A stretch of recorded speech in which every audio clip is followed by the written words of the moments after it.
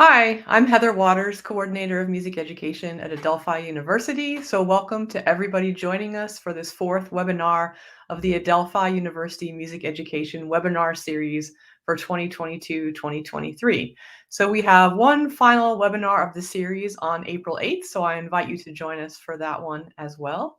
So our webinar today is going to be recorded and available for viewing for 30 days. So if you view the recording, then you'll also have access to the closed captions for this session.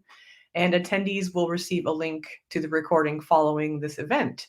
Continuing teacher and leader education professional development hours are also available for 1.5 hours for this webinar for live stream attendees only. So attendance is going to be pulled from those who are here joining us now, and then I'll email you a form to receive your LE hours, excuse me. So this webinar will begin first with a presentation by Dr. McBride, followed by time for questions and answers near the end of the session. So I'll be pulling the questions for the Q&A portion from the YouTube chat.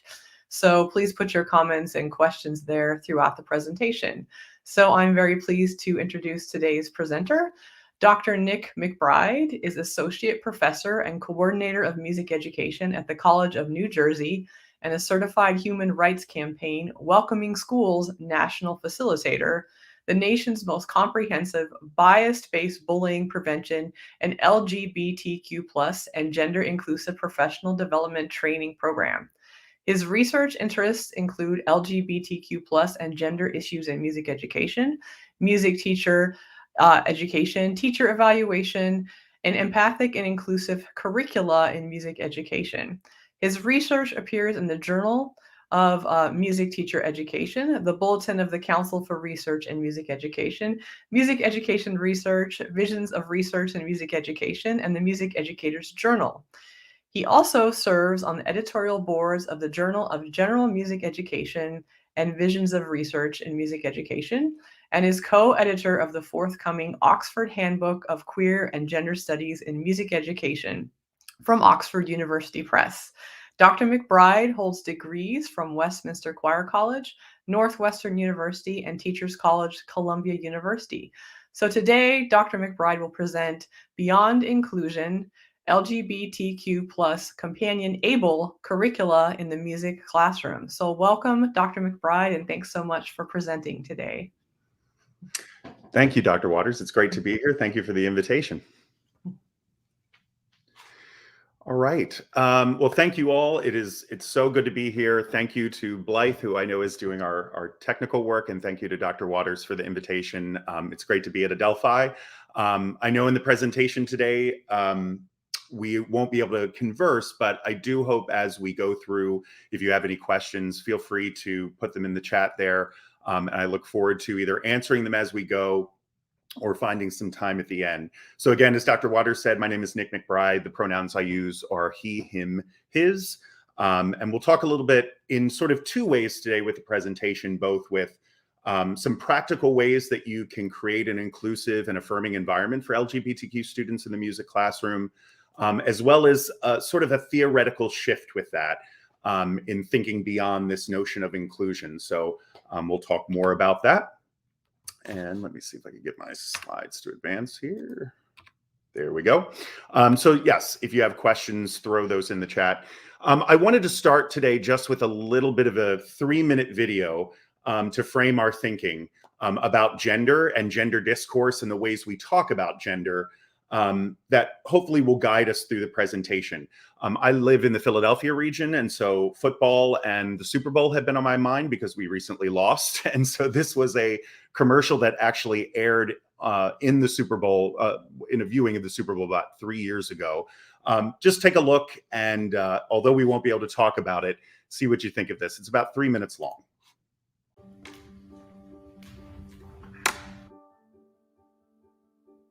Hi, Erin. Hi. Okay, so I'm going to just give you some actions to do. I just do the first thing that comes to mind. Show me what it looks like to run like a girl. My hair. Oh my God. Show me what it looks like to fight like a girl. Now throw like a girl. Aw. My name is Dakota, and I'm 10 years old. Show me what it looks like to run like a girl. Throw like a girl. Fight like a girl. What does it mean to you when I say run like a girl? It means run fast as you can. So do you think you just insulted your sister? No. I mean, yeah, insulted girls, but not my sister. Is like a girl a good thing? Actually, I don't know if it's a bad thing or a good thing. It sounds like a bad thing. It sounds like you're trying to humiliate someone. So when they're in that vulnerable time between 10 and 12, how do you think it affects them when somebody uses like a girl as an insult? I think it definitely drops their self-confidence and really puts them down, because during that time, they're already trying to figure themselves out. And when somebody says you hit like a girl, it's like, well, what does that mean? Because they think they're a strong person. It's kind of like telling them that they're weak and they're not as good as them. And what advice do you have to young girls who are told they run like a girl, kick like a girl, hit like a girl, swim like a girl? Keep doing it because it's working. If somebody else says that running like a girl or kicking like a girl or shooting like a girl is something that you shouldn't be doing, that's their problem. Because if you're still scoring and you're still getting to the ball on time and you're still being first, you're doing it right. It doesn't matter what they say. I mean, yes, I kick like a girl and I swim like a girl and I walk like a girl and I wake up in the morning like a girl because I am a girl. And that's not something that I should be ashamed of. So I'm going to do it anyway. That's what they should do. If I asked you to run like a girl now, would you do it differently? I would run like myself. Would you like a chance to redo it? Yeah.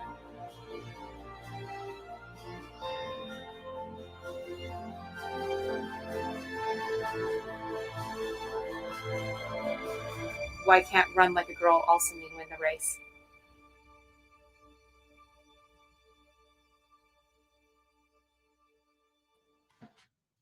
So you can write anything in the chat, and you're thinking about this or thoughts or reactions, but I'll tell you a little bit as you do that. This was sort of on the opposite side with boys and singing, where a lot of my research began. In thinking about some of the messages as a young gay man I had heard throughout my life: be a man up, boys do this, girls do this, and looking at how these gendered expectations and gender discourses actually affect behavior. So we see here in these girls assuming that they're not able to run or do something athletic simply because of that gender discourse, and how that actually impacts our sense of self, where and what type of jobs we may go into or what type of activities. And I wanted to break up some of those gendered expectations in the choral music setting. And so that's sort of where my research began with this. In today's conversation, I love this quote by Beverly Kay: clumsy conversation, and we'll revisit that gender conversation later, but for now, raw, real human conversation can be the most direct path to greater awareness and stronger relationships, even when it's unrehearsed and clumsy, perhaps especially when it's unrehearsed and clumsy. I bring this up because I am somebody who doesn't like to police language as much as invite people into conversations about inclusivity in a way that helps them grow and learn. And so the idea here today is we all make mistakes. We all may say the wrong thing. We may offend from time to time. We own that, but we also then try to improve. And so it's okay to make mistakes. I'd rather bring people into the conversation than keep them out. But I also try to take this in an empathic way, using the work of the amazing philosopher at University of Chicago, Martha Nussbaum, who says, "We do not automatically see another human being as spacious and deep, having thoughts, spiritual longings, and emotions. It is an achievement to see a soul in that body, and this achievement is supported by poetry and the arts, which ask us to wonder about the inner world of that shape we see, and to wonder about ourselves and our death." I just love that quote in thinking of how we can humanize this. Sometimes when we talk about gender or LGBTQ identity, we simply think about the label and not the human being behind it. And that's a really important part of the work I do. So who am I in a professional setting? Before I moved into higher ed, you can see me there on the right with much browner hair, teaching middle school down on the carpet when I was teaching 6th grade. I then moved into teaching high school. I was in the New Jersey public schools for about a decade. And then most recently became a human rights campaign national welcoming schools facilitator to go with my work in terms of researching in higher ed. On a much more personal level, these are pictures of me with my dad. My dad was by far the person I had the hardest time coming out to. My dad is a man's man in that sort of gender normative sense. Steel worker, drives a Harley, and I thought very much in coming out to him, I would lose him as a family member. And so that guides a lot of my work in making this research and these concepts personal to folks who may not necessarily come to the table with the same understanding of those of us who teach and are around different types of people all the time, but welcoming people to the conversation, which is where the compatible idea comes in. I'll talk more about that in a moment. So as we get into the Gould, we often hear this word appropriate being used as a way to keep certain LGBTQ identities in conversation out. Is it appropriate to talk about this in K-5? Is it appropriate to talk about identity and gender and LGBTQ identity? I'll say this, and I didn't prepare this prop, but my niece and nephews are right behind me there in that picture. And they have never known the world without Uncle Nick and Uncle Brad, even from the time they were born. And so we want to sort of decouple this idea of appropriate from LGBTQ identity and not put that sort of heteronormative lens on that. And hopefully in some of the things we'll talk about today, these bullet points will get at that. So here's another reason I talk about this. The GLSEN organization releases data every 2 years and does a school climate survey of the conditions and what it feels like to be an LGBTQ person in K-12 settings in American schools today. I don't think the 2021 data has been released yet. They get it from almost all 50 states, but a few that don't actually release the data. And so I won't read all of these to you, but you can see some of the key findings. 6 in 10 LGBTQ students report feeling unsafe at school because of their sexual orientation. 4 in 10 reported feeling unsafe at school because of how they express their gender. 1/3 of LGBTQ students missed at least one day of school in the past month because they felt unsafe at or on their way to school. So there is work to be done. And just because this is through Adelphi, I decided to look at New York State in particular. And I know this data is small there, but you can check this out for every single state. New York, the data is actually not bad, but you can see some still problematic things happening. 92% of LGBTQ students have heard the phrase gay used in a negative way or other homophobic remarks. I encourage you to look at the data for your own state and look at some of the resources that GLSEN has there and see how you then might become an ally and advocate, because a lot of this research shows that if there's even one teacher in the school, even one, who becomes a support system for LGBTQ students, it can really positively impact their self-image. And the largest minority group of students in schools today that think about or commit suicide are LGBTQ students. That percentage drops significantly when there's an adult role model who's present to help a student navigate the precarious K-12 setting when they are gender expansive or identify as LGBTQ. As I said earlier, I work for the Human Rights Campaign as a Welcoming Schools national facilitator, and I feel like I should acknowledge the climate we're in right now, in addition to what GLSEN finds in their survey. You can see, and again, I won't go through all of these, but that top bullet point there, this is a sensitive and troubling time for LGBTQ youth. According to the Trevor Project, which also does a national survey of LGBTQ's mental health, 73% of LGBTQ youth reported experiencing symptoms of anxiety, while 58% reported experiencing symptoms of depression. This next bullet point is one of the most troubling because there are dozens and dozens of bills in many states right now that are anti-LGBTQ. You've probably heard the most famous of which are in Texas and Florida, the Don't Say Gay bill. And imagine having a part of your identity completely censored Or imagine what it feels like to be a gay teacher in that state. Or imagine a child showing up in a K-5 setting and they are not allowed to necessarily talk about their parents because they come from a same-sex family. This is really problematic. And we want to be, again, allies, be subversive in our action as teachers to try to make conditions a bit more affirming. I'm happy to say where I work in the state of New Jersey, and this is language that's similar to bills that are in Illinois and California, we actually have a law that says LGBTQ curricula must be part of the humanities curriculum. And that's been a wonderful, wonderful thing in our state for K-12 public education. So I thought I'd start with some basics, facts that a lot of people know, and if this is review for you, forgive me. But this is some terminology with this, what seems like an always growing alphabet of LGBTQ plus identity. Most people know these, but I do want to draw attention to the second T there. Transsexual is a term that we really do not use anymore. We refer to transgender community, gender expansive, gender nonconforming, individuals who do not align with the gender binary in that sense. Intersex is a term that you may want to review the definition for. The people who are born intersex in the country are roughly about 1.7 to 2%, which is about this in the world, I should say, which is about the same as folks who are born redhead, which most people don't know. So it's good to know what this terminology means. Again, a lot of people know this. There's a few different models online. The gender unicorn is a wonderful way of thinking about the difference between gender identity, gender expression, sex assigned at birth, physically who we're attracted to, and emotionally who we're attracted to with sexual orientation. Gender identity is someone's deeply felt sense of who they are in terms of their gender, which is different than sex assigned at birth. A doctor, a midwife, a nurse will assign based on anatomy someone's sex assigned at birth, but that may not necessarily align with what that person feels in terms of their deep sense of self and their gender identity. And so over time, that disconnect, what we call gender dysphoria, can contribute to a different identity that student may feel later on in their life. So it's important to recognize the difference in that sense between gender identity, expression, and sex assigned at birth.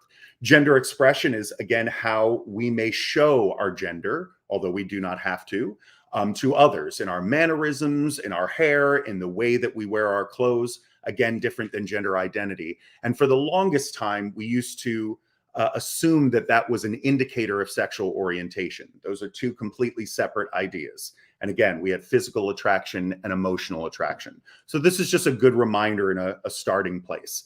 Another video, again, getting back to that notion of appropriate, which puts this in really, I think, accessible terms for a K-12 setting, is this video, which I want to share with you right now. And it's just a few minutes long. Check it out. All right, folks, here we go. A romaine and kale salad with avocado, cucumber, shishito peppers, and 4 kinds of cheese. Sprinkled in balsamic straight from Italy. Wow. In my day, salads only had 2 ingredients. A rock-hard wedge of iceberg lettuce and a stinky old dried-up tomato. Sorry, guys. I'm gonna have to eat fast. Alex is stopping by in a few minutes to work on our robotics project. Alex, is that the girl with that weird dog or the boy with the hat with the wings that flap? No, Uncle Jay. This is Alex. Oh, okay. I remember. A very nice young... Come to think of it, well, is Alex a boy or a girl? Actually, Alex doesn't define themselves as boy or girl. What else is there? Back in your day, most people understood the world in terms of just boys and girls. But now, we know gender is more complex than that. Wait, aren't we just talking about whether you're born with a or a hee? When you're born, your sex is assigned in a medical way, but the sex listed on your birth certificate may not necessarily match your gender identity.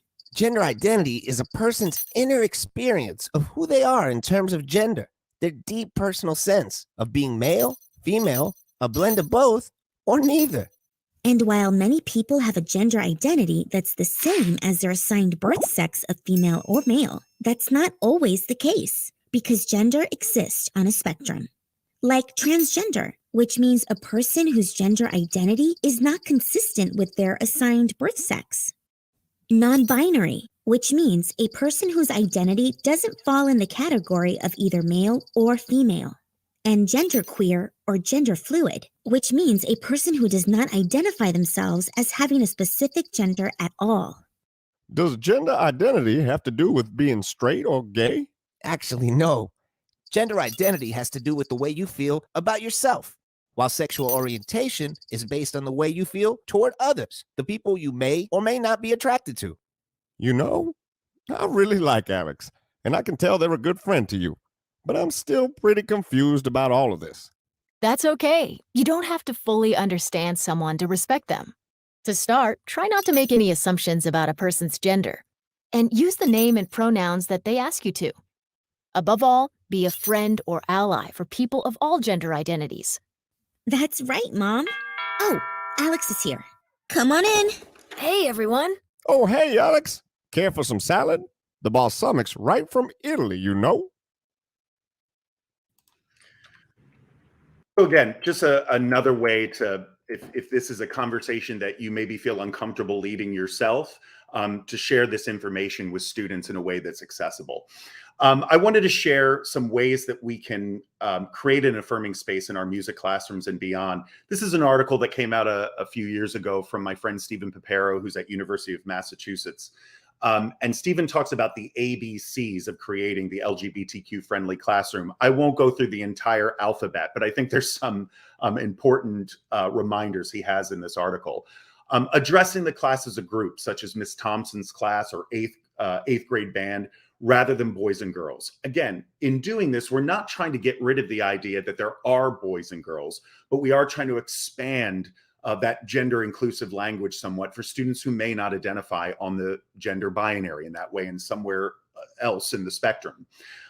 Coming out as LGBTQ or an ally where appropriate. There's that appropriate term again. While it may not be appropriate to discuss your sexual identity in your school setting, it is absolutely appropriate to show support for LGBTQ students. So I would never tell someone to come out. That's everyone's own personal journey.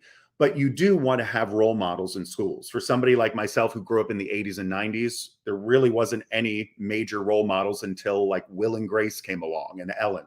And that's great. But we want to make sure that students are exposed to a diverse set of role models and identities so that they can feel comfortable coming out themselves if they identify that way. And having someone in the school, a teacher they know who may be out as gender expansive or LGBTQ can help in that way significantly.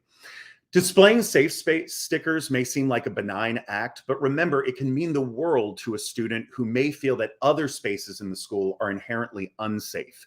So that indicator just serves as a signal for some LGBTQ students that this is a room that they can go to if they are in crisis or there's something going on in the school that makes them feel uncomfortable. A place to go that is sort of a sanctuary in a sense. For me, that was the choral room in my high school. Expect that students will treat each other with respect in accordance with a zero tolerance policy in terms of bullying. And that's important to not just have in your own classroom, but school-wide and district-wide. And it's great to talk to your administrators or your school board or upper administration about creating those types of no tolerance policies in schools. Facilitating discussions with individual students regarding their vocal range and voice parts for my fellow choral directors out there. This can be tricky, and sometimes this is a conversation you have with yourself for a student who, again, may feel that their gender identity doesn't necessarily match what the gender norms are sometimes with soprano, alto, tenor, and bass. And that's often a nuanced private conversation with that student where maybe they want to sit on the edge of a section, or maybe you are perfectly fine with the fact that they identify in a way that doesn't necessarily match what we once would have thought of as the typical baritone. And again, having a conversation about their comfort level with that. There's wonderful research coming out from many people about how to navigate voice change and changing some of the changing voice issues that happen during puberty and still finding a way to socially meet the needs of students who are gender expansive. Honoring students' names. While certain names are gender specific, such as John and Sarah, Other names are gender neutral: Jordan, Taylor, and Storm. It's common for a student to choose a name other than what is on the official class roster to better fit their gender identity. And please always, always use students' chosen names in that way, and adjust your rosters, substitute folders as well. Very important. Including, again, LGBTQ composers, musicians, poets, and artists in the curriculum. Again, I would take out when appropriate. I think it's always appropriate to do that so that we have those role models in our classrooms. Modify concert attire. This often ends up being one of the most controversial points, but so many places around the country have now just moved to something like concert black, or they still offer, say, tuxes and gowns, but they offer another gender neutral option, which is a wonderful thing. I used to say to my choir at TCNJ, just wear beautiful concert black and the students always look great. So again, you don't want to put a student in a situation where they're standing on the risers in front of hundreds of folks in an outfit that they feel very uncomfortable in, that does not align with their gender identity. Naming ensembles with regard to their musical characteristics rather than according to gender, like, say, a woman's choir or a men's choir. New Jersey led the way in many ways in changing to treble choir. Again, it doesn't mean that you can't have a women's choir, but maybe you're rethinking and redefining what you think a woman is in that sense, or creating a more inclusive term like treble choir. Use appropriate pronouns. We'll talk more about this in a moment, but this is a wonderful way to let students identify themselves, how they are comfortable, and make sure that you're consistent in that usage.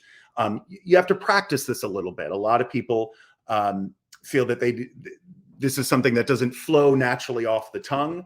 I keep my pronouns. I introduced them at the beginning of this presentation. I have them in my email signature. I think it's a wonderful, wonderful thing to make sure that you write down students' pronouns and use them as consistently as possible. I pass out a sheet to my courses, all the students in my courses at the beginning of the semester, saying, what pronouns would you like to use in this class, or do you use different pronouns outside of this class? Which I think is a great practice, particularly in K-12, for students who may be out at school, but not necessarily out with their entire family. And he found one for Z. Zap gender-specific directions, such as please line up, with boys on one side and girls on the other. There's other ways to create a less gender-structured classroom. So it's line up if your birthday is January through April, or those who are wearing blue today. So again, that the classroom isn't structured around gender. We are not removing boys and girls from the equation. We're just being more inclusive in our language. So some more perhaps controversial moments that you may encounter as a teacher. What do you do when you hear things like "that's so gay" or other anti-LGBTQ comments? A lot of teachers are telling me they hear things like "that's sus," or things that are sort of coded language. First of all, it's important to stop it, name it immediately, use it as a teachable moment, use it to educate students about why that term may be offensive. Certainly be proactive in creating spaces in your classroom that are safe, and having no bullying policies in your school is a way to prevent that before it even starts, and being clear about those expectations from the very beginning of the school year. Don't ignore it. This is a really important part of this. When I was first teaching out of undergrad, I used to hear terminology all the time that was upsetting to me in between classes, in the hallways and in the cafeteria. And at the time, because I wasn't an out teacher, I used to ignore it myself, simply because I thought if I intervene, by extension, I'm going to out myself as a teacher. In being in a much more comfortable place in my life, I now know you have to intervene and step in and educate students about why that type of language may be offensive and uncomfortable. Don't excuse the behavior. Again, aligning it with something like a no tolerance bullying policy is the best way to deal with that, and say we have a school policy that prevents this type of language from being used. And don't try to assess how upset the target may be in the moment. We all know that it's a good idea to remove the student who may be being bullied out of the situation and check in with them later and make sure they're okay. So challenging conversations. These are some ways to react to even, say, students, parents, administrators who may not know how to create an affirming space in their classroom. all students in this school are using the restroom facilities appropriate for their self-care. That's it. You don't have to give any other confidential information about a student when you're talking about their specific needs. And if a student is using a gender neutral bathroom or the gender bathroom that aligns with their identity and somebody complains about that, that's their own business. And you as the teacher don't need to share any more information than that. Is there an accommodation you could follow up with? Is there an accommodation I can make for your student to meet their needs? We have a single gender restroom, male or female, and all gender restrooms available at this school. And that's it. Again, that's that student's private experience. I cannot discuss other students with you. That information is confidential. And think about all the other things in schools where we don't share private information about students. Same concept applies here. Here at this school, we use the names and pronouns everyone wants to be called. That is how we show respect for each other. And I think we are living in a very, at times, politically volatile time in terms of these topics. And I think it's fine as a teacher to make a distinction between the values you espouse in your own classroom versus the values that may be taught at home. And again, that's not to make a judgment on any values that may be taught at home, but to say in this classroom, in this school, we accept everybody for who they are. And that's the way we structure things here. And that's perfectly fine. So a few more concepts for creating an LGBTQ inclusive school before we get into some of the more curricular shifts I'll talk about. Use inclusive school-wide messages that emphasize all people can. There's still, if you can believe it, many types of letters, emails that go home that say mom and dad, or are not inclusive of different types of families. So it's important to think about, how am I being inclusive in the language that goes home to families that may not represent the typical traditional family that we've addressed for years and years. Review event communications for inclusive language, what I was just talking about. Inclusive school-wide events.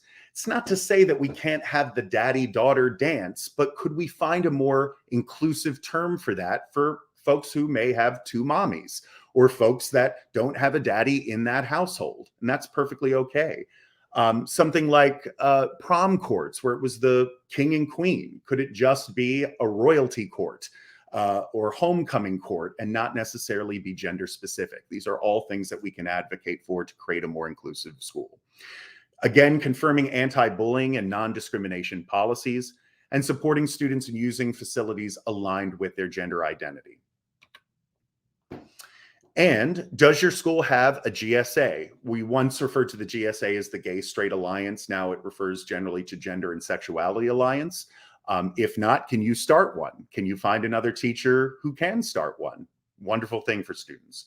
Are staff and students able to be out? Again, would never ask someone to come out who's not comfortable in doing so.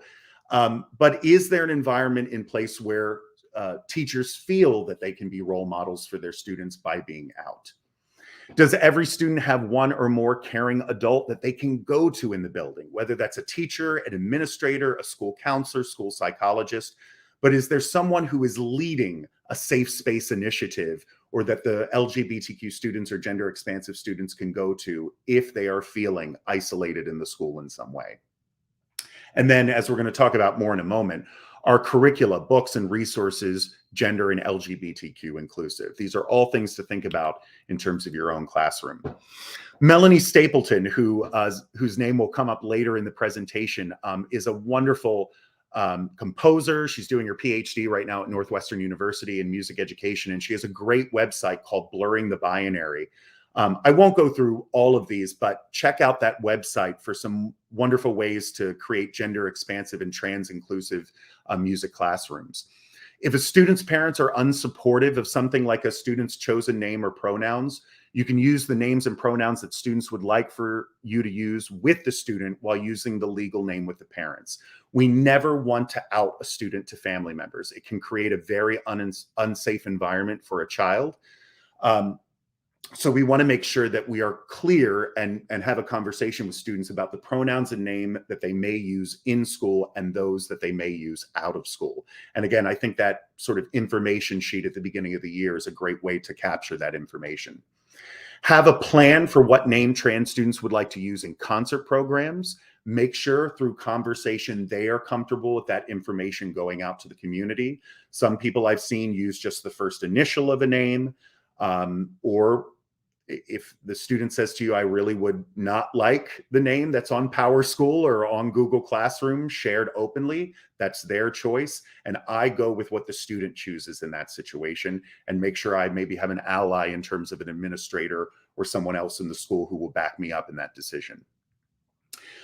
This one is tricky, but in going on an overnight trip, you want to make sure you have a rooming plan in place, and make sure, again, that you get support from administrators in talking about that rooming plan if you are choosing to have single gender rooms on a trip somewhere. And then having resources available for administrators and parents as needed. They may be unsupportive, but open to learning. And sometimes you do, and this is work I know very well because I do this work. You have to know your own emotional bandwidth in doing this work and know when to back off and to say, this is a person who may not be open to these ideas, and not put yourself in a situation where you are expending all of your energy in trying to change their mind. But helping those who are open to the conversation to get the resources they need about LGBTQ and gender expansive identities. So we'll pivot for a moment here. And I want to talk about some curricular initiatives, some ways to shift not just sort of our practices that I talked about in the first half of the presentation, but what we may actually do in terms of what we're teaching. We often hear, and this is sort of in the title of the presentation, this notion of inclusion. And I'm going to break it into sort of this hierarchy of highlighting, inclusion, and that word that I get a lot of questions about, companionable. And I borrowed that term, I'll explain in a moment. Highlighting is what we have often done for years and years. I'll give you a couple of examples of what I think about in terms of highlighting and inclusion. And they're both great things. This isn't to diss on highlighting and inclusion. It's just to say, can we go farther in our work as teachers? So highlighting would be something like this. Did we even know there was an LGBTQ History Month? There is. It's actually October. October. October. October. October is LGBT History Month. I know that well. I was actually the voiceover artist for that. October. October. I had to say the word October about 250 times at NBC 10 in Philadelphia. And they kept saying, Nick, say it in a different way. I said, I can't say this word any other different ways. But something like a LGBTQ History Month is a great thing. But again, it just highlights the identity. This is another wonderful article that lists called The Rainbow Connection by William Sutherland that talks about LGBTQ identifying musicians and artists. Again, wonderful to identify who these folks are. Something like the LGBTQ Band Composers Project. If you don't know about this, check out this website. Wonderful list of composers and arrangers who identify as LGBTQ. But what's the difference here? So highlighting, acknowledgement of LGBTQ heroes, holidays, discrete cultural elements like, say, the rainbow flag, without necessarily going into great detail or depth. So we identify the person as LGBTQ, but that's about as far as we go. Inclusion is sort of where we are right now. Everybody's talking about inclusion, and that's a great thing. But does inclusion stop short of actually taking a critical look at what we teach and what's in our curriculum? So inclusion I would define as something like LGBTQ repertoire, content, concepts, and themes, but not, again, necessarily changing the curricular objective and the structure, including it in something as it already exists. So here's where I'm going to be a college professor for 2 slides, and forgive me. So what do I mean by this term companionable, which I didn't come up with? All right. This is from Elizabeth Gould, who is a forerunner feminist researcher, and I just love her work. And this is a quote from this article from the Bulletin called Companionable Species, a Queer Pedagogy for Music Education. Rather than including queer perspectives in straight music education, a queer pedagogy of companionable species open spaces for co-creating a contingent, dynamic table where music education messmates might commit to practices of regard and response in ways that compel us to learn from and with each other in the context of humility, doubt, and respect, using felt as opposed to sufficient reason. Now, I know that seems intense, but this is what I want to focus on, including co-creating, learning from and with each other through humility, doubt, and respect. So if we think of the curriculum as a dining room table that we're all going to sort of just sit down at and eat from, what if we were to just knock the meal off of the table and reset it, not as the curriculum already exists, which may be through a heteronormative lens or a cisgender lens, and break it down and let everybody come anew to the curriculum, new to the table. That's what I think Gould is talking about here. And that's, for me, beyond inclusion. And that's a more critical look at what we actually teach. So getting beyond the sort of esoteric professorial stuff, what might that actually look like?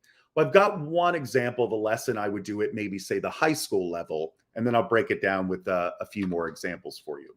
So I'm going to play two clips of videos for you. One I'm sure you will recognize, particularly if you grew up in the 80s and 90s. The other you may not recognize. And I know we won't be able to have a conversation about it, although you're welcome to write in the chat. But tell me what you do and don't see in these two videos. So what's there, what's not there, what's missing between the two videos, what's the same? All right, here is video number one.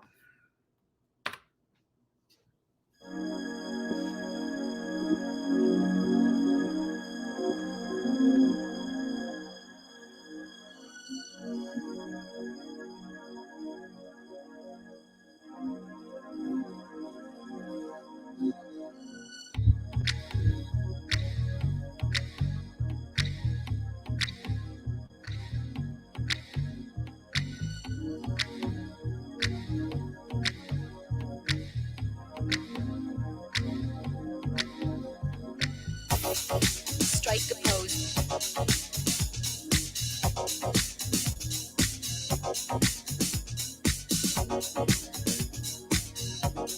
Strike a pose.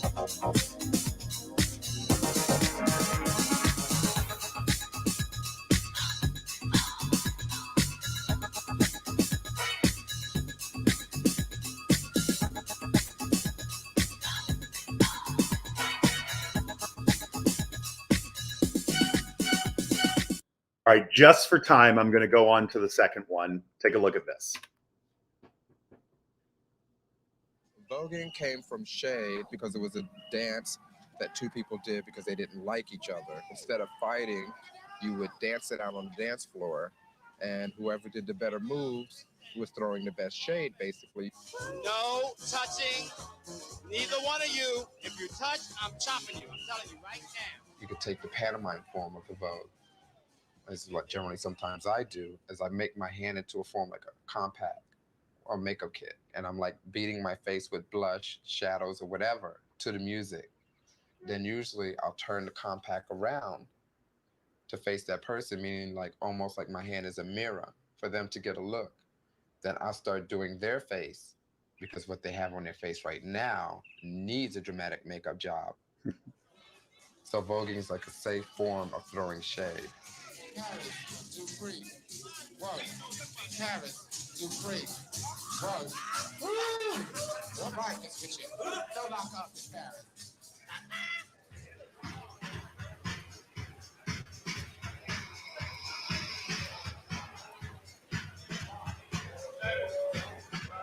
Come on, baby, take your time.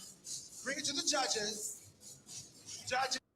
So I'm going to stop there, and I know we can't converse about it, but in thinking about where there was connection and disconnect between these ideas, we see the very, and if some of you watch the show Pose on FX, you know exactly what this is about.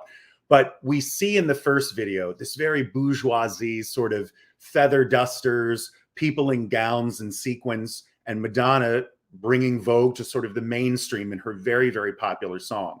And then I don't know how many of you have seen the documentary Paris is Burning from the exact same year, 1990, where we see a much grittier, much more urban, real sort of way of thinking about voguing as this art form, and how this very much defined the gender expansive community in the 1980s in New York City, and how important this art form was for the LGBTQ community, even though that story may have not been told through the video. So here's a few other facts about voguing as an art form. Offering a home to those that didn't have one, each house had a mother or a father who took on a mentoring role and looked after young, mostly Black or brown Latino gay men known as children who had found themselves the victims of rejection by their biological families, as well as often suffering abuse, homelessness, and addiction. The mothers and fathers of the houses became surrogates, often providing people with a home and a place where they belonged while they competed against the other houses, a host of which followed in quick succession, including the House of Extravaganza, the House of Omni, and the House of Ninja, among many others. As many of the children's lives had been marred by violence, rejection, and hostility, the battle element was introduced as a non-violent way to achieve supremacy. A story about the LGBTQ community, a non-violent form of expression, and a competitive aspect to dance and art that mixed with music and fashion, all of which we may have not understood had we just seen and listened to the amazing song by Madonna in 1990. So in a companionable sense, how could we break this down and tell other stories? These are some comments, by the way, on the Paris is Burning YouTube video that I thought are a little bit even more telling about what's portrayed in that documentary. To me, voguing was created by us, the gay community, to manifest our anger and disdain of being treated like second-class citizens and just overall oppressed in a positive way. Ladies and gentlemen, this is the real art form of voguing. These folks were young, broke, and fabulous way before voguing and Madonna were famous. It's a shame that a lot of these trailblazers didn't live long enough to see the show Pose and how shows like RuPaul's Drag Race embrace their greatness. So again, a whole wonderful story and lesson idea that we could tell about this, that when we look just at sort of highlighting our inclusion may not necessarily go far enough. So it's important when we look at these songs critically to consider what is omitted or what may be devalued, and why does that context matter in really telling the stories of the LGBTQ community. I want to pivot a very different direction and just show you some examples, and I'll see if I can get these to Dr. Waters because you may want to have this list available to you. But these are just a handful of books that present the LGBTQ community and gender expansive identities, I think, in a very accessible way. I say accessible instead of appropriate at K-5. I have a whole collection here. I have collected, and I have a whole other stack here next to my computer, of LGBTQ inclusive children's books, which I think are wonderful, where lessons can be designed around these books. Again, that are very K-5 accessible. Red, if any of you have seen this book, is a wonderful way of talking about a crayon that actually colors blue. So the outside wrapper doesn't necessarily match the sense of who they are or how they color on the inside. Jacob's New Dress, 2 Eggs Please, which talks about how we're all eggs, but we can order things differently. Another wonderful book. And a really wonderful way to introduce difference in K1, 2, 3. And if any of you email me, I'm happy to share some of these other books with you. But Red, Sparkle Boy, I Am Jazz, all wonderful books. I Am Human, Love is Love, Love Makes a Family. Great texts to have in your classroom. Stonewall, obviously telling about that important event in LGBTQ history. Brave Girl, Separate is Not Equal, Separate is Never Equal. Rainbow, A First Book of Pride. Pride, the story of Harvey Milk and the rainbow flag. My Shadow is Pink. And I have others here as well. Oddbird, this is I Am Jazz, which you saw. Really, really wonderful book. Teo's Tutu, wonderful book here. 2 Grooms on a Cake, okay?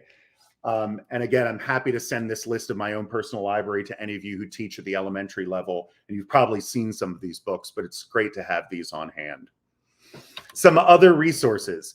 Gala Courses, for those of you who are choral directors, has a wonderful website that you can actually go through and find LGBTQ repertoire in terms of themes, as well as composer. It's a wonderful resource to go to if you're looking for specific pieces from the LGBTQ community. This is another wonderful website called the Institute for Composer Diversity. And they actually have a database that you can go through with different drop-down menus with different criteria that you're looking for, and find, again, music with LGBTQ themes or by LGBTQ composers. These are some wonderful trans and non-binary and gender non-conforming composers that you may recognize their names. Marie Isabel Valverde has come out with some extremely popular music in the last few years. And one of them I have on the list I'll share later, but check out her website. Some wonderful pieces on there from a trans composer, as well as Michael Buzowitz-Quarm, Penrose Marcos Alfin, and Melanie Stapleton, who I talked about earlier.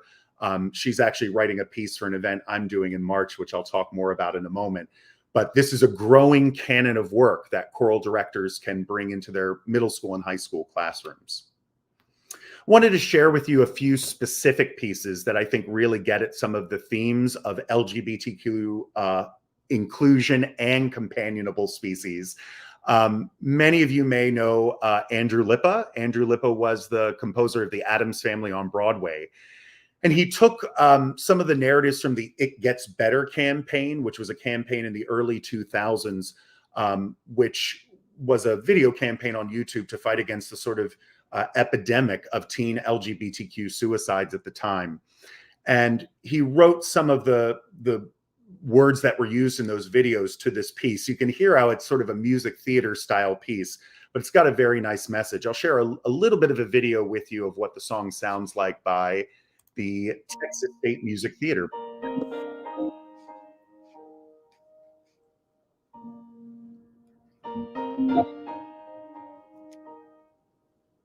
I thought there was something wrong with me, something that everyone could see, something that made me cry, made me try disappearing. Why did they treat me like they did?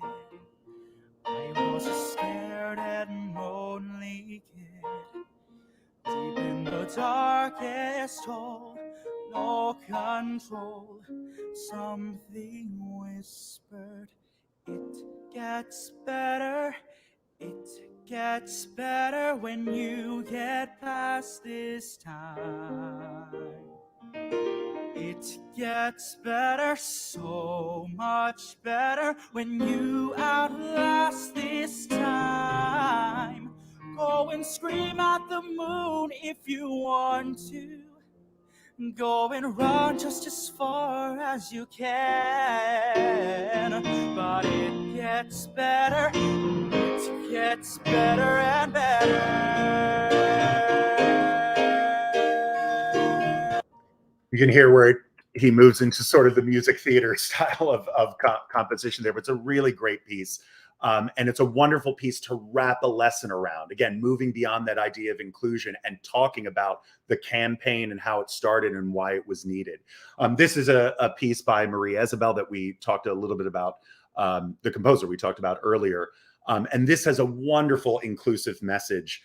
You can read here, "When Thunder Comes" is a celebration of American civil rights heroes, many of whom are listed in the piece. It was composed for one voice mixed chorus, Minnesota's LGBTQIA chorus, for their concert Queer Thunder, in collaboration with the Mu Daiku Taiko Ensemble, and arranged for the Seattle Women's Chorus and San Diego Women's Chorus as well. Wonderful piece, a little bit more challenging in high school level. Appropriate. I won't share this one with you because I'm seeing I'm running a little short on time, but you can find a video of the St. Olaf Choir actually performing this piece. Testimony, again, sort of a late middle school, early high school level piece by Broadway composer Stephen Schwartz, was also inspired by the It Gets Better project. And it has a really cool effect in that it moves from some of the sadder narratives at the beginning of the piece to messages of hope and acceptance later on. So it's a nice sort of journey and story that the students go on in performing the piece. And I would highly recommend it. And for my band folks out there, although this is a very challenging piece, I still think it's one that you can listen to and have a conversation about. Mother of a Revolution. I'm sure many of you have heard of Omar Thomas. is a piece that celebrates the bravery of trans women, and in particular, the wonderful Marsha P. Johnson. Marsha is credited with being one of the instigators of the Stonewall Uprising. And Omar Thomas wrote a piece that celebrates her identity. If you don't know who Marsha P. Johnson is, this is a great little video that talks about her. Turn around, you're on TV, Marsha. Marsha P. Johnson is remembered as an activist and free spirit, with flowers or Christmas lights in her hair, and said to be one of the first rioters at Stonewall in 1969. Before the term transgender entered the lexicon, Marsha called herself a transvestite or a drag queen. When I became a drag queen, I started to live my life as a woman. During her life, she and other trans activists struggled to be fully accepted in the gay community, which often excluded trans people. Marsha was often homeless, supporting herself through sex work and repeatedly arrested, but she attracted many friends to help her. A fellow activist once saw Marsha asleep under a table of lilies at a flower shop. The employees welcomed her because they thought she was holy. Once, a judge asked Marsha what the P in her name stood for. She explained. Pay no mind Johnson. Marsha, pay no mind Johnson. The judge, charmed, said, "And that's exactly what I'm going to do." She was released. So I'll go on again for time, but this is a little bit of what this piece sounds like. And you can hear what's great about what Omar Thomas has done with this is he's sort of taken the hero that we associate with, say, Batman movies, and then puts a disco beat with it later to celebrate the LGBTQ community. So it's a wonderful shift in thinking about the hero's theme in that sense.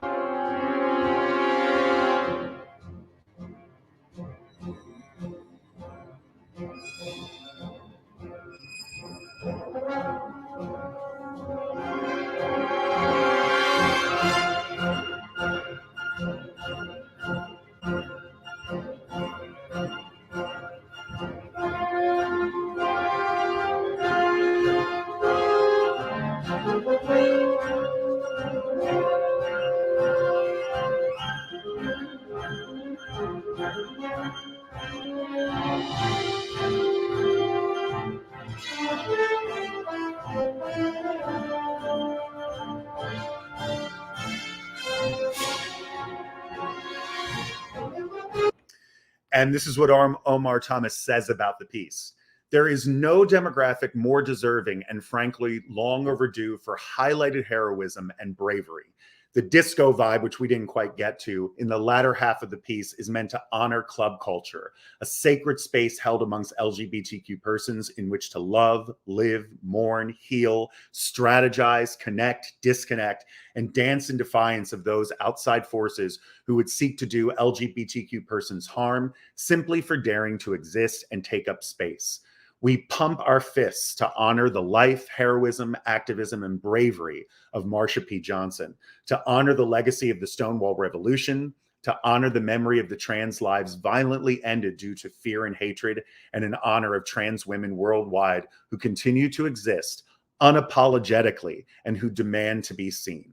This, in combination with really digging into the story of Marsha P. Johnson and then talking about that in a hero's context, again, beyond inclusion, a way for us to really dig into LGBTQ identity. Again, for the band directors on the call, this would be a piece that might be a bit more accessible for the younger grades. I won't play this one for you, but Randall Standridge, Affirmation. He writes about this. This is the single happiest thing I've ever written in my career. So this one goes out to the band geeks, the nerdy kids, the art kids, the drama kids, the punk rockers, the LGBTQIA kids, the kids of color, and all the people, kids and adults, who have ever been made to feel less than because of who they are. And you can find a recording of this one on YouTube as well. One other thing I want to share with you is this was probably my proudest day ever in my over 20 years of being a music educator. This was an event we actually had at my college, the College of New Jersey, pre-pandemic, called the This Is Me High School Choral Festival for LGBTQ students and allies.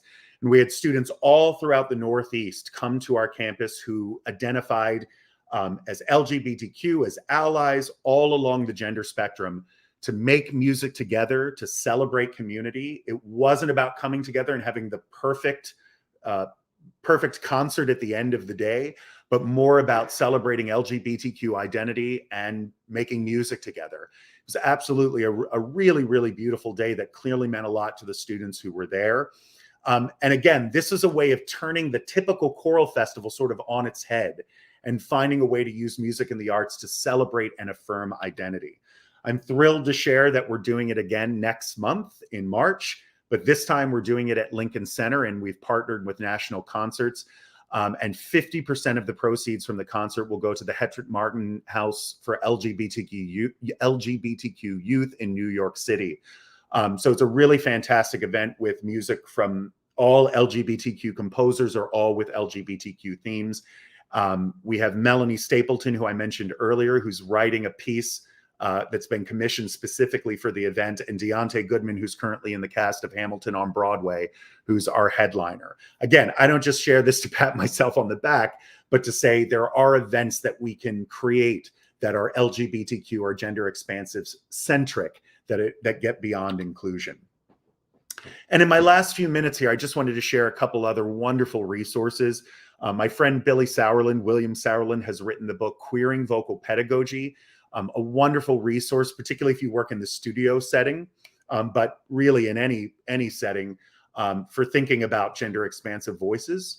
And then Josh Pauke and Matthew Garrett wrote a fantastic resource that came out just in the past year or so called Honoring Trans and Gender Expansive Students in Music Education. If you email me, I'm always happy to share additional articles and resources with you as well. So I won't go through all of these, but you can see some of the key takeaways in terms of changing our practice today and hopefully changing some of our curricula as well. We talked about all of these in depth, but also a few we didn't get into: completing an LGBTQ ally training course. I'll talk more about that in a moment. Posting things like a safe zone sign or a safe space sticker in your classroom window is a wonderful, wonderful thing. And certainly now that we've talked about this in this seminar, being a leader in your school to bring other people into these conversations and create inclusive environments beyond just our own classrooms, but school and district and community-wide. These are a few other additional resources and websites that I would encourage you to check out. Glisten.org, Gay Lesbian Education Network, has wonderful resources on their website, lesson plans, and they're the folks that do the climate survey every 2 years. Equality Forum is based in Philadelphia. They're the folks that do the LGBTQ History Month. Transstudent.org, transequality.org. Queering Choir is actually Josh Pauke's website. The Transgender Law Center is a great website to check out in case you're concerned about policies or laws in your own specific state and what you are allowed to do as a teacher. HRC, Welcoming Schools in particular, is a great website to go to find books, resources, lesson plan ideas, and many of the topics that we talked about today for subjects beyond music and interdisciplinary connections that you can make between music and the arts and other subject areas. Blurring the Binary, the Choral Commons, and of course, the Trevor Project, all great resources. And Welcoming Schools, of course, you can offer some of these to your students as resources, particularly if they are in crisis, like the LGBTQ National Help Center, Trevor Space, or a chat space, particularly for students who may feel isolated in their schools and do not feel like there is a robust LGBTQ community.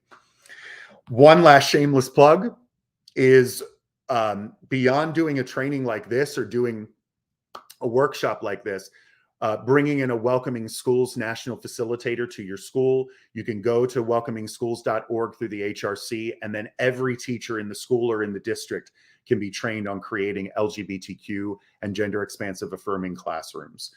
I know that was a ton of information in a short amount of time, and I was highly caffeinated to try to get through it, but hopefully it was helpful to you. If you have questions about anything I shared today, please shoot me an email, and I'm happy to pass along any more of this information to you, but I hope it was helpful to you. And I guess I'll turn it back over to Dr. Waters. And if there are any questions, I'm happy to take those as well.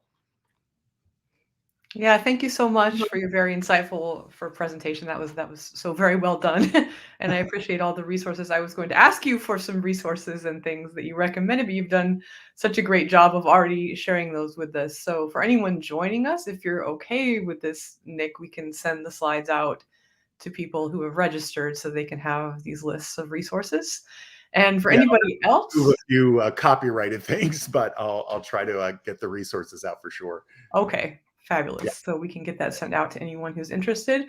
If anyone has any questions or comments, you can type those in the chat, and just be aware there's a slight 10 or 15-second delay from when you type something to when we can see that there. So I just had a point of conversation, possibly. I love the children's books that you were sharing. Yeah. And there's a few that I want to add to my collection that I hadn't seen before. But one of the responses that I kind of had in my gut when I was seeing some of those is, what if someone teaches in a school or perhaps, given some climates in certain areas, they're outright banned. And Right. this also kind of, for me, connects to this idea that you mentioned, that some people are not willing to learn necessarily. And maybe if you had some thoughts regarding that, I'm thinking of new teachers, maybe in a new school, who don't have a clear sort of sense of their school climate. Do you have recommendations or maybe just stories of experience for navigating those challenging situations? Yeah, I mean, I get this question a lot, and it's a shame because I often say there's no easy answer to this, and I wish I had one.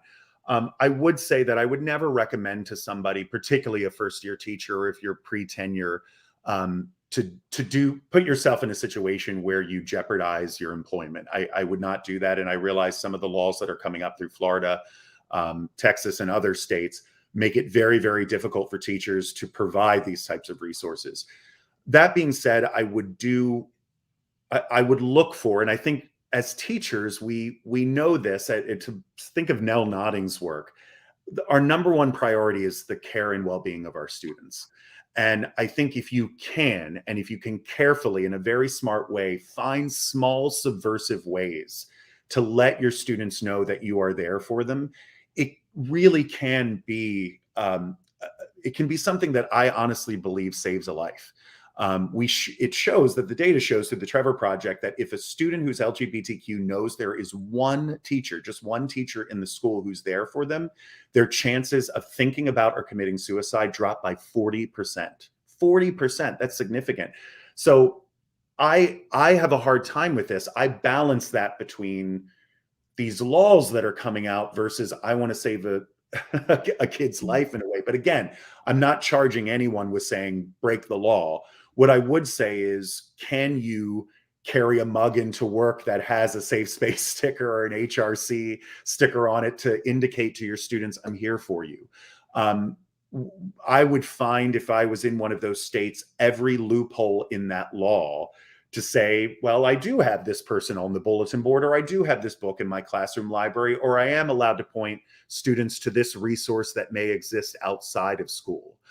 Or maybe I am allowed to bring in a guest speaker, but I'm not allowed to speak about it myself. Or I am allowed to form a community group outside of school where I'm the facilitator and they know I'm a teacher, but it's not happening on school grounds. Or I can point my students to other resources in the community that are not school sponsored, but that are LGBTQ affirming and friendly. These are all, again, it's harder work, but these are all things that I would do to help those students. Remember that when we're in situations like that, we're actually creating a more isolated, problematic school climate for those children. So it's all the more reason we might need to take a few steps forward outside of the school community to provide those resources. So it's a great question. And it's such a tough one now in 2023 that even 5 years ago, I didn't even think I'd be thinking about, Heather. So yeah.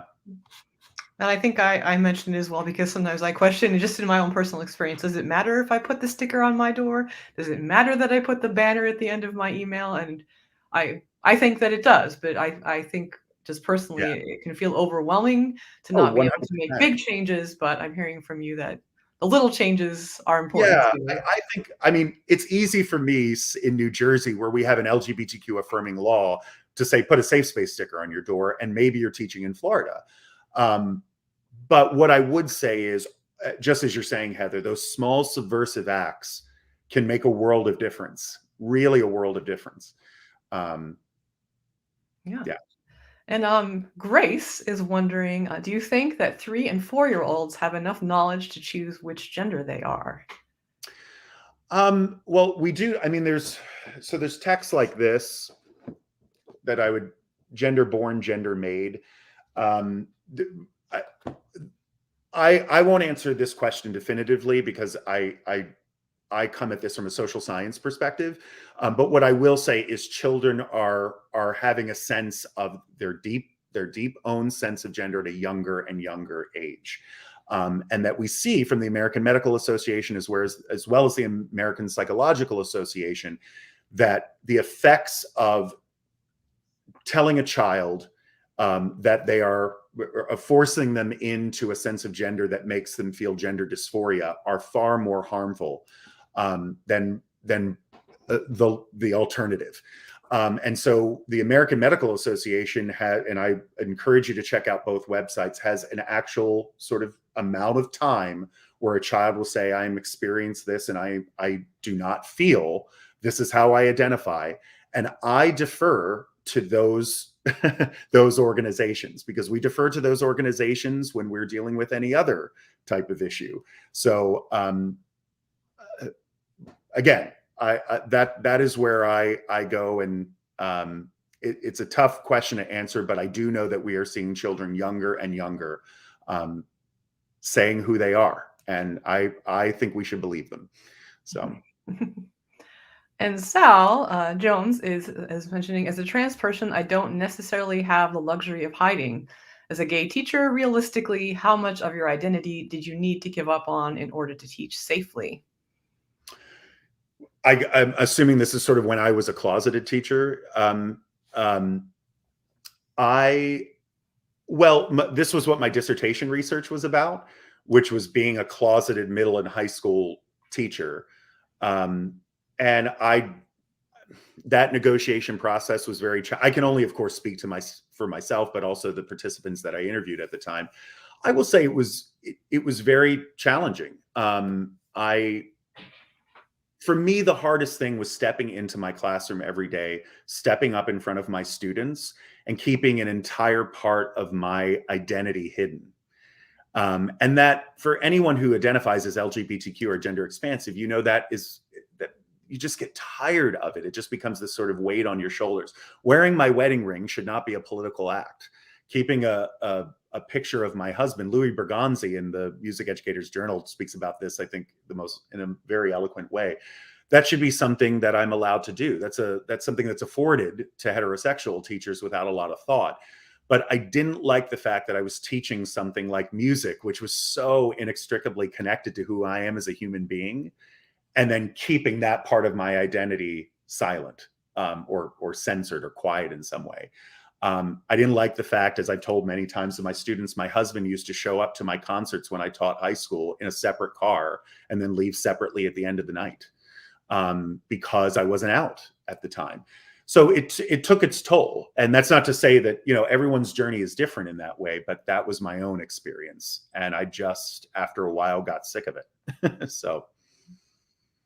And I see we have a couple more here. Mary, you mentioned changing a smaller ensemble to a more gender-neutral title, and how would you navigate performing a woman-empowering piece while not excluding students who may not self-identify as female?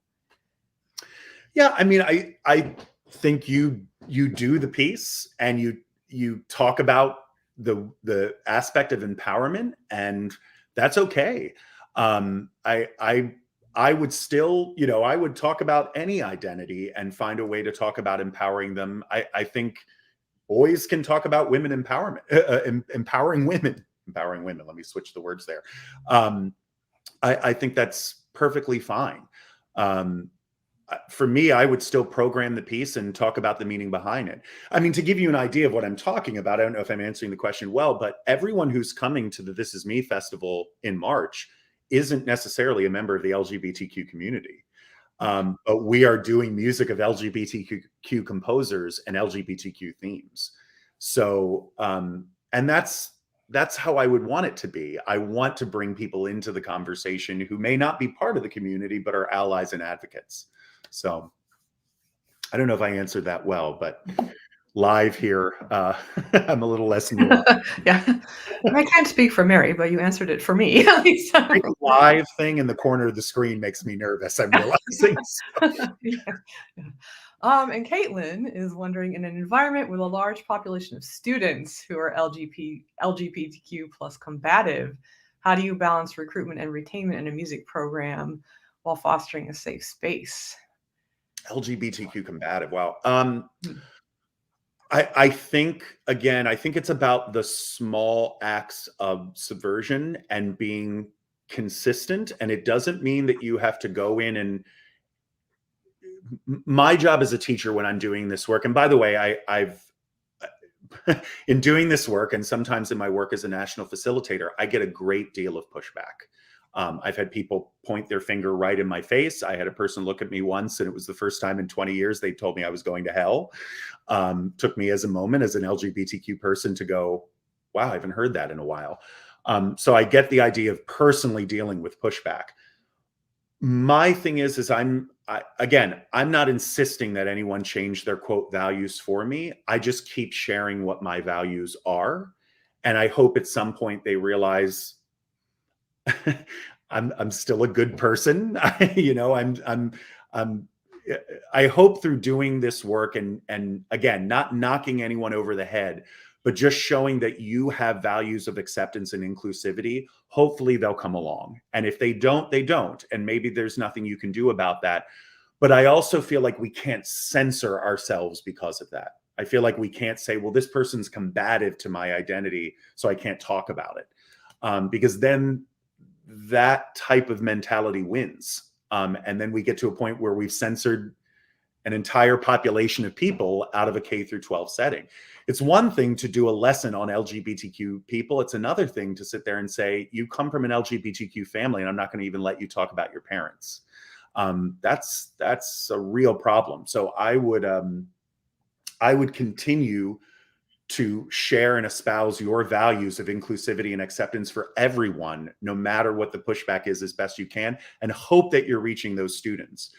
And remember that that's part of what we do as educators, as teachers. Hopefully over time, you never know. One of those students may click 2 months from now, years down the road, but it may mean something to them later on. Sorry, I feel like I'm being very verbose in my responses, Heather, but so. No, it's great. I was going to say, I thought you were being very articulate. And oh, okay. I feel like these are Coffee's complex fading away. questions and complex things to discuss. Yeah. And I thought, yeah, no.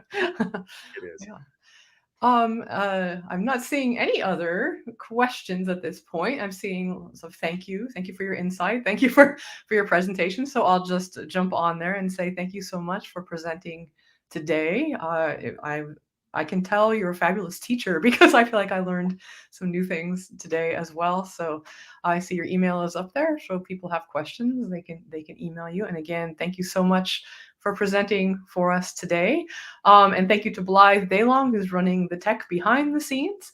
Yes, and for anybody watching, I'll mention we have one last webinar for this academic year coming up on April 8th, featuring Dr. Mara Culp. So please join us for that one. And again, thanks so much for presenting today, Dr. McBride. Thank you, Dr. Waters.